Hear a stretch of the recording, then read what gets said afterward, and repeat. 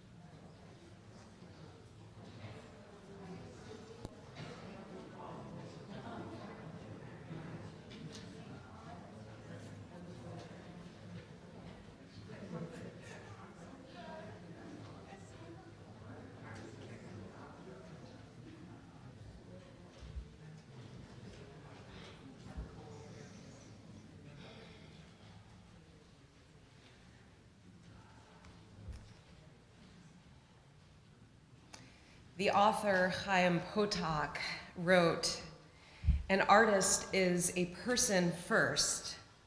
He or she is an individual. If there is no person, there is no artist."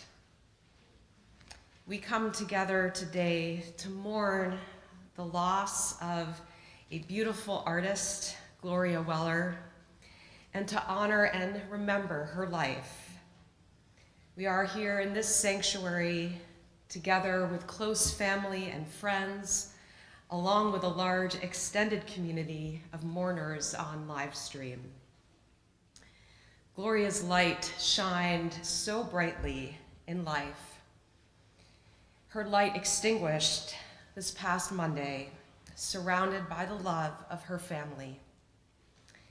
Today we begin to remember the sanctity and beauty of her life. While the artist is no more, the brushstrokes of her life live on. We are here to support her beloved family, her children Dan and Linda, their spouses, Lisa and Max, her grandchildren Jessica, Paige, and Sophie, her sister Paula, and other close members of her family. We are here to walk this path of mourning with you. In some ways, Gloria prepared us for this day. While meeting with her family this week, I learned that she wrote her own eulogy. This is incredibly unique and thoughtfully touching, and we will hear her own words later on in our service shared by her granddaughters. Gloria lived a very full and vibrant life of 88 years. It is also touching to note that the last time she was here at Temple Beth David was for her beloved Bobby's funeral about a year and a half ago, when she shared one of her beautiful poems in his memory. This sanctuary holds special meaning not only to Dan and Lisa, pillars of our temple community, but to all of Gloria's family. Mourning is the price we pay for having the courage to love others. Even in grief, we know that the wonder of human life is too complex and too magnificent to be memorialized in endless pain. Even in our darkest hours, we know that some of our loved ones' light and love will always be with us, bringing comfort and courage, and in the fullness of time, healing and peace. Let us now honor Gloria's life and memory with words from our tradition. I offer the words of Psalm 121. Esa einai el harim me'ayin yavo ezri. I lift my eyes to the mountains. What is the source of my help? My help comes from God, maker of heaven and earth. God is your protection. The sun will not strike you by day, nor the moon by night. God will guard you from all harm. God will guard your soul, your going and coming, now and forever. In the words of Proverbs 31, which speak so much to her life, a woman of valor who can find? She is more precious than fine pearls. Her husband trusts in her, and so he lacks nothing. She does him good, never harm, all the days of her life. She perceives that her labor is rewarding. Her candle burns on into the night. She reaches out to those in need and extends her hands to the poor. She is clothed in strength and dignity, and she faces the future cheerfully. She speaks with wisdom, the law of kindness on her lips. Her children rise up and bless her. Her husband sings her praises. Many daughters have done valiantly, but you excel them all. And I invite you to join with me in the 23rd Psalm, which you can find in your prayer page. God is my shepherd, I shall not want. God makes me lie down in green pastures, leads me beside still waters, and restores my soul. You lead me in right paths for your name's sake. Even when I walk in the valley of the shadow of death, I shall fear no evil, for you are with me. Your rod and your staff, they comfort me. You have set a table before me in the presence of my enemies. You have anointed my head with oil. My cup overflows. Surely goodness and mercy shall follow me all the days of my life, and I shall dwell in the house of God forever. Gloria Crane Weller was born in Chicago, Illinois. From an early age, she was recognized for her talent in art and dance, anything creative. Gloria was blessed with loving parents who encouraged her to attend theater and art school in Chicago. As I learned from Gloria's sister Paula this week, education was a value, and it was especially unique to encourage a daughter to pursue her dreams during those times. Gloria joined her parents when they moved here to the Boston area. They would not have had it any other way, and she became a fashion illustrator for Filene's department store. Gloria wanted to do everything she put her mind to. It was here that she met her beloved husband, Bobby, of 63 years. They were fixed up, and as some would say, the rest was history. They built a life and raised a beloved and close family together. From here to Florida and back, Gloria, or Glo as she was aptly known, along with Bobby, created a family and desired to live life to the fullest. Gloria's family described her best. She was a force. People were drawn to her. She was always busy, writing and painting, running from golf to learning and teaching, to selling products from DuPont, and to making friends everywhere she went. While she may not have won the Mother of the Year award, she was devoted, loving, and caring. According to her family, she had no filter. Gloria said what she wanted to say and did what she believed she could do. She was the center of attention, and even in these last years at Orchard Cove, she was always known to pull up extra chairs for friends at dinner. Gloria, also known as Mom, Grammy, was bubbly, expressive, enthusiastic, candid, honest, and sparkly. She was tough, loyal, truly a force of nature whose creations and spirit will be remembered lovingly. Gloria's family holds the dearest memory, and I now am honored to invite first her granddaughters to speak and share, followed by Linda and Dan.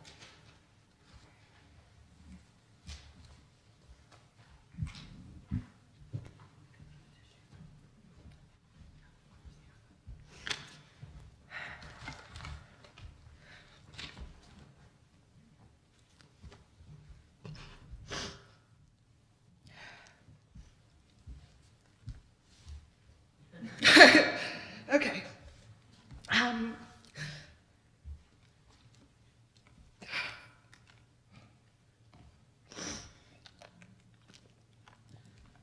Sorry. Grammy loved the glamorous things in life, as we all know. As the first grandchild, she had high hopes for me. A singer, dancer, an actor. She wanted to accompany me to the Oscars or the Grammys or the Tony Awards, and insisted that she would be my guest once I really made it big. Although I didn't quite live up to that, I know that she was proud of me for working with kids every day. Grammy was passionate about art and sparked creativity in those around her. When I decided to become a makeup artist, I always felt encouraged and not meant to feel like it was a hobby. From a young age, every time I was at her house, I would go through all her makeup and convince her to give me things that she didn't need or want anymore. She had a little pot of terracotta bronzer for probably 20 years, which I recently inherited. I have some vivid memories of painting with her in the basement of Greenwood Street. She would set me up with an easel and paints, explaining to me that This or that little shadow or highlight could be made with purple or green or blue, a concept I never quite fully grasped. I was lucky to grow up around the corner from Grammy. She was over all the time and would pick me up from school, and I have lots of memories of growing up at her house. When my kindergartners get excited about seeing their grandparents, or when it's their day to pick them up from school, I think of Grammy and how close we were when I was little. Though she wasn't her chatty self that we all know and love by the time Adam and I got our puppy Lucy this summer, Grammy loved when I would bring her over to visit. She didn't say much in the last few months, but she always commented on how beautiful Lucy was, saying over and over, "She's gorgeous." I wish she was going to be around to meet our baby boy, but I have to believe that she'll be with us when he arrives. In true Grammy fashion, she wrote her own eulogy. Though I really don't think anything can top her 84th birthday poem. I've never been 84 before. So I have to apologize for her. She says, "Forgive me. I want to say farewell in my own words. A personal goodbye. First, if I insulted you or hurt you by an insensitive remark, my apologies. There was no malice intended, just a natural instinct when I observed something that was probably not my business. I valued our friendship, even for those of you who I was unable to see on a regular basis. We laughed together, cried together, did the things we loved to do, and supported each other. I consider myself most fortunate to have remarkable friends. If you purchased one or more of my paintings, or I gifted you in appreciation, thanks for the support. I took pride in visiting homes where a G. Weller was hanging in a place where all could see." So here is the eulogy. It was first written in May of 1994, edited to update in 1999, re-edited in 2014, and then again in 2015. She says, "I have always enjoyed writing. I also like to talk, but writing allows me the advantages of editing. I hope that this eulogy will not be needed for many, many years. Many, many, many years. I have so much to do, so many plans that I must fulfill before I go, that I pray for good luck. Bobby always tells me that I will outlive him. Maybe we both will be fortunate enough to stick around for a while." In 1994, when I first wrote this eulogy, I was inspired when one day I took my mother, Sophie, out to lunch and to shop. We were only gone for a few hours, but she loved every minute. Beaming, she walked into her new residence at Orchard Cove and bragged to those she met. It was a rather ordinary excursion, but Sophie had found joy in every moment of her life. I hope people who have known me will have found some of that joie de vivre in my nature. I tried. I think of myself as a late bloomer. Marriage became a turning point in my life. Recollections from high school years have faded, but I don't think of myself as particularly confident during that period. However, at my 40th reunion, an old friend did remember that I was perky and fun. Bobby and I were probably fated to be together. He has always been a negative thinker, so I, with my positive outlook, boosted his morale. I am a bit of a Pollyanna. Bobby helped me deal with reality, and through all kinds of silly disagreements, we managed to keep our sense of humor. There are not enough words in the English language to describe how I feel about my kids. Danny and Linda are devoted, caring, wonderful children. They, each in their own way, are funny and so much fun to be around. Danny and Lisa make a wonderful couple. He recently told me how happy he is with her at his side. Linda met Max when they each arrived at UMass. For 7 years, they dated until they married. How fortunate we are to have such a fine young man as part of our family. They are a magical couple, perfectly suited. They work hard in their businesses and fully expect to prosper from their labors. There is not a grandmother I know who does not say that her grandchildren are special. Me too.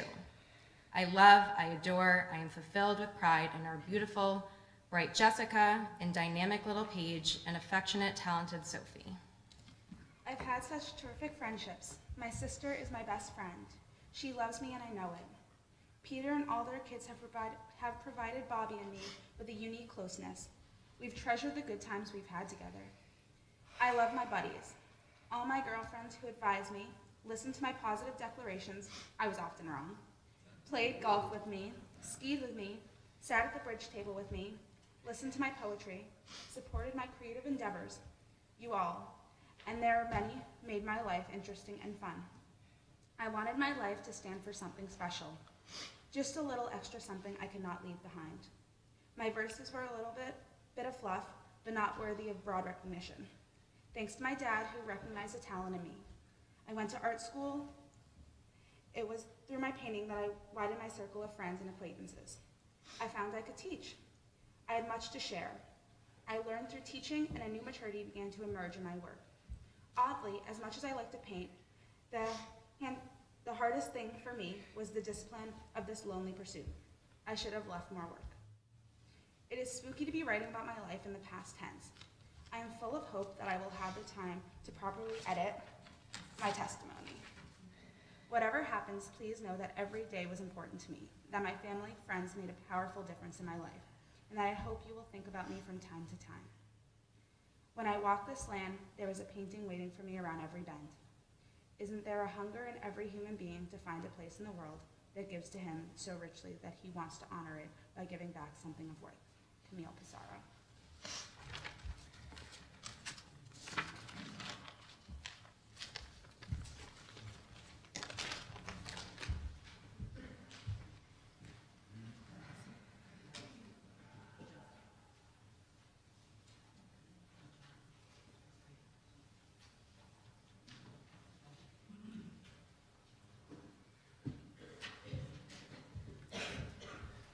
First.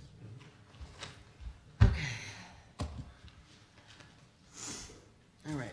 I have my cough drops and my water. And I do have a cold, so I'm really trying not to get too close to anybody, but I am COVID negative, flu negative, and RSV negative as of yesterday. Which one should I talk about? Okay. Okay.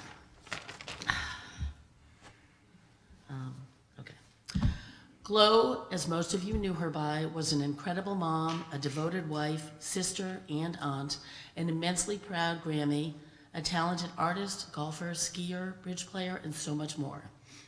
Those of you that knew Mom well will agree that she was always the life of the party. A loyal friend and always on the move. My mom really knew how to live life to the fullest. She had a million friends and a very busy social life. I have so many wonderful memories growing up with Mom. Skiing at Mittersill with the ski doodlers was the best. Mom and Dad would hit the slopes with their friends, and we'd be on our own to ski with ours. But we would all meet up for lunch and lots of laughs. She loved being a grandmother.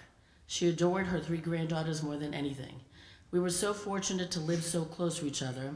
They saw their Grammy a lot and created the best memories. It isn't lost on Jess, Paige, and Sophie how lucky they were to spend so much quality time with her, baking, painting, singing, dancing, and celebrating birthdays and bat mitzvahs. Well, Dan, I guess it's just us now. We are damn lucky to have each other. Obviously, I'll always be the favorite.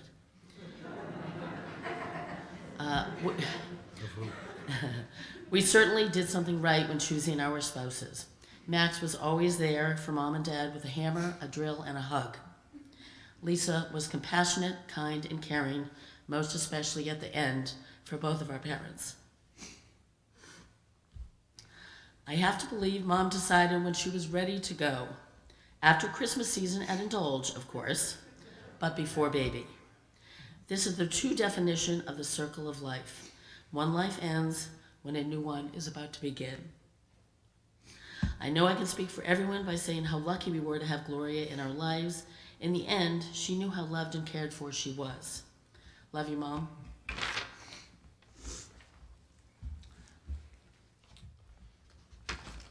Those of you who know me know I'm probably not going to get through this, but I'll do my best. You can't hear me? Okay, I'll pull this close. I got Mom's voice. Is that better? Okay, all right. Because my mom was a painter, it seems fitting to create a visual picture of life with Gloria based on 7 types of paintings. The allegory painting. Mom loved to dance. Picture our family at an event.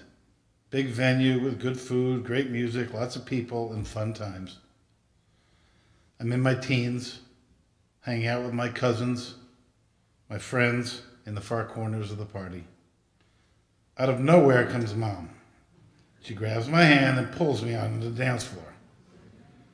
What about Dad, I would ask.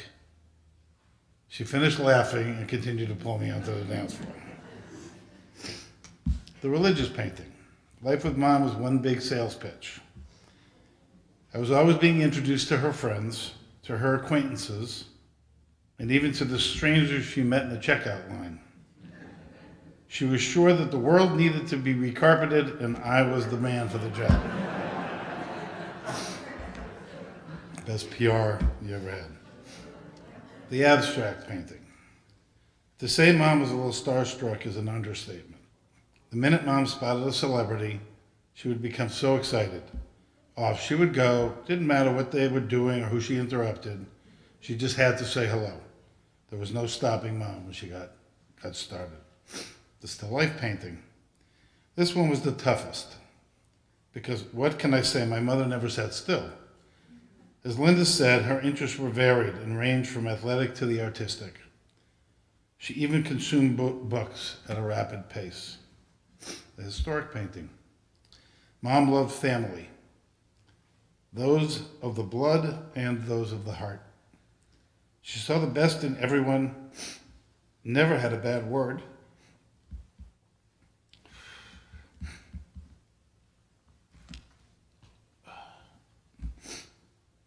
Never had a bad word to say about anyone.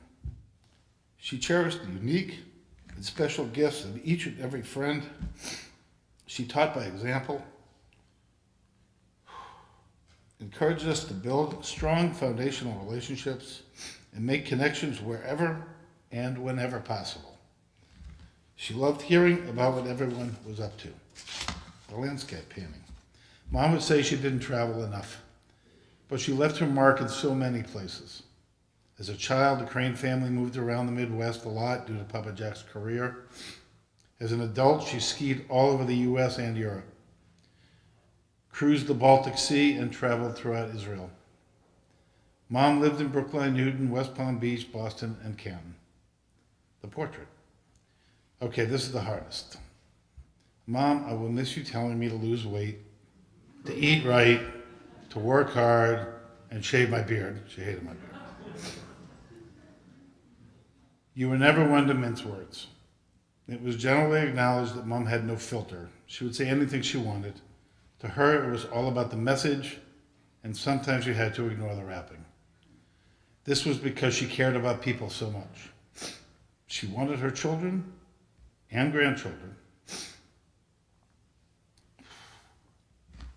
to be the best. Throughout her life, Mom's favorite medium was oil on canvas. Luckily, there are many Gwellers paintings out there. Dad used to joke that she needed to, quote, reduce the inventory because there were always multiple works in progress in our basement.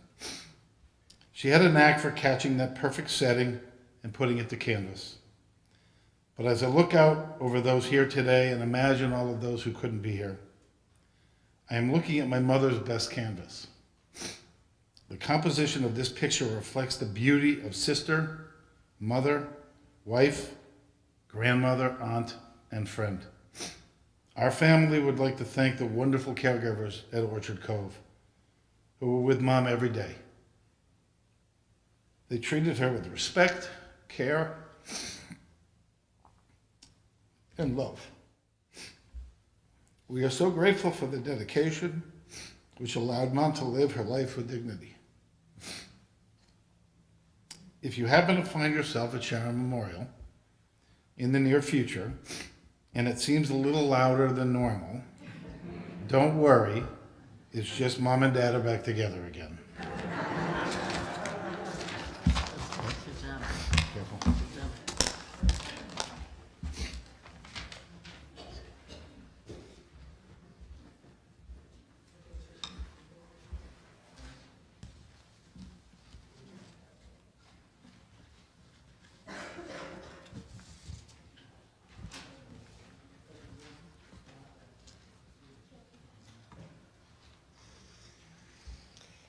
As Gloria told us in her own words, now is the time to treasure the days that we have and to keep her memory in our hearts.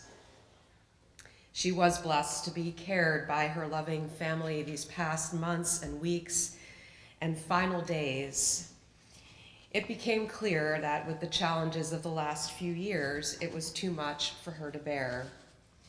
Gloria forcefully chose how to live her days, and she chose how she wanted to end her days. She helped you prepare.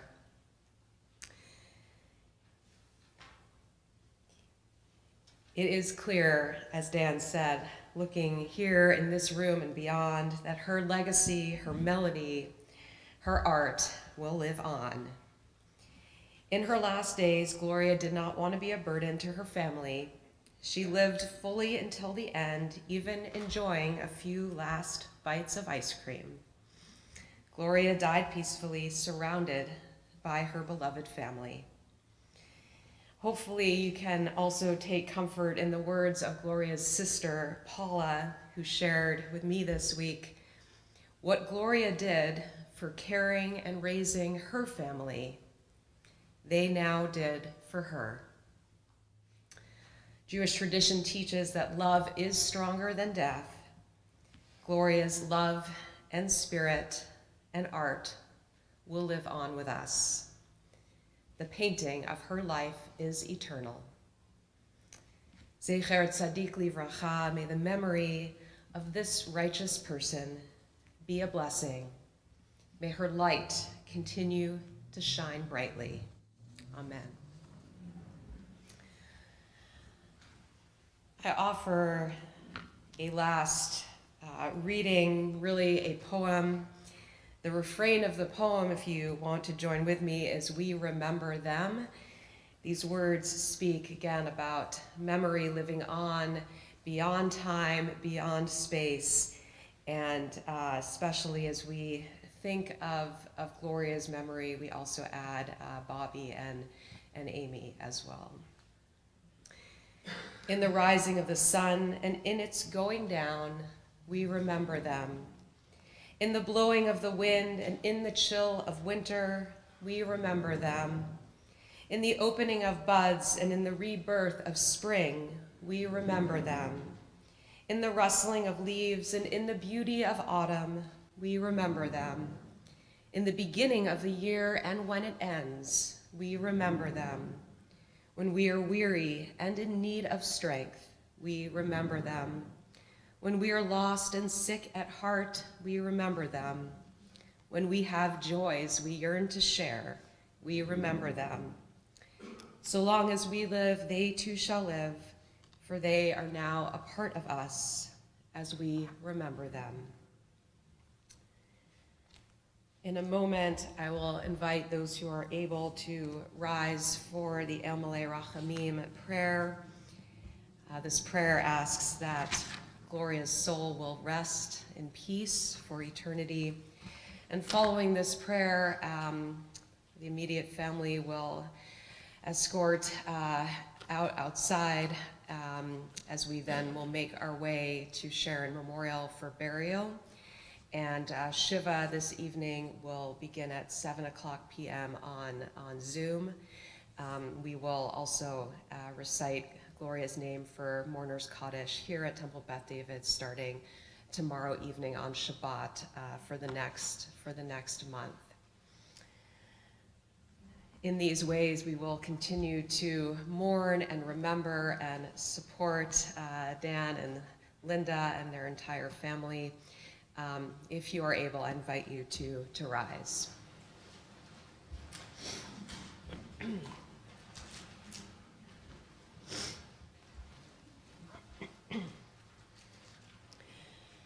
El Malei Rachamim, Shochen Bamromim, Hamsei Menucha Nechona, Tachat Kanfei HaShechina, Im Kedoshim Uteorim Kezohar Harakia Masirim, Et Nishmat Golda Bat Sarah V'Yakov, Shalcha le'olama,